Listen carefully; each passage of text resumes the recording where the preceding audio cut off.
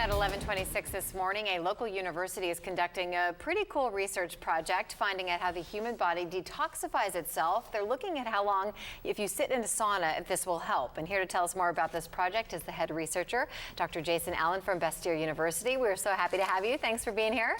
Thank you for inviting me, Peggy. Now, this just catches everybody's attention because sitting in a sauna is the actual research. That is correct. Okay. This project isn't taking a pill or a capsule or doing anything crazy. You're sitting in a sauna. And now, a lot of people sit in saunas. A lot of people do, and it's really relaxing. But is this an extended period of time? Yes. So we're, in this phase, what we're trying to do is figure out what is an optimal time for people. So we randomize people to a low dose and a high dose, and we monitor people medically. So we take their blood pressure, their temperature, we ask them if they have any symptoms, and we visually observe them in a medically monitored sauna. This is getting a little, okay. So you observe the people sitting in the sauna, you say low dose, high dose. What would qualify, say, a low dose? So the actual sauna time is 1 hour in the low dose, and it's 2 hours in the high dose. Oh my goodness. Some of the literature out there shows that up to 5 hours is what people have used for medical conditions. And we're backing off and asking healthy people to see, what is their tolerability? How much can they handle? And do their vital signs change that much? And is the goal, you said detoxification, so does this really work? This helps to, eliminate toxins from the body? Correct. The ultimate goal is to get chemicals that we're all exposed to all the time, through these chair cushions, through the clothes that we wear, through the air that we breathe, the food that we eat.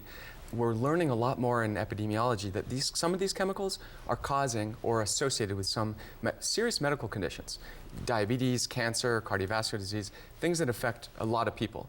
And so our question is, well, if we could get chemicals out of people, could we treat those conditions or even prevent? So it's a long-term proposal. And our first stage is just what is safety, what is tolerable, and yes, we're measuring what kind of chemicals do come out of people. And thinking about how this applies to the folks at home, I know some people, especially here in Seattle, where we sort of get rain drenched and it can be kind of a chilly winter, have saunas. So what would you recommend for, say, just the average person who maybe has access to a sauna? That is a tricky question because I have a researcher hat, I have a doctor hat, and I have we have a sauna at the house and we use it once in a while. So as a researcher, I can't give you that protocol.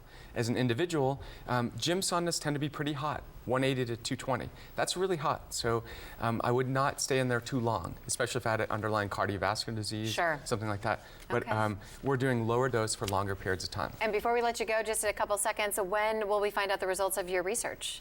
We finished our last participant yesterday for the pilot phase. Okay. So we'll have all the safety data out within a month. Will you keep us posted and let us know how it goes? I would love to. All right, Dr. Allen, thank you so much. We appreciate you being here. Very interesting.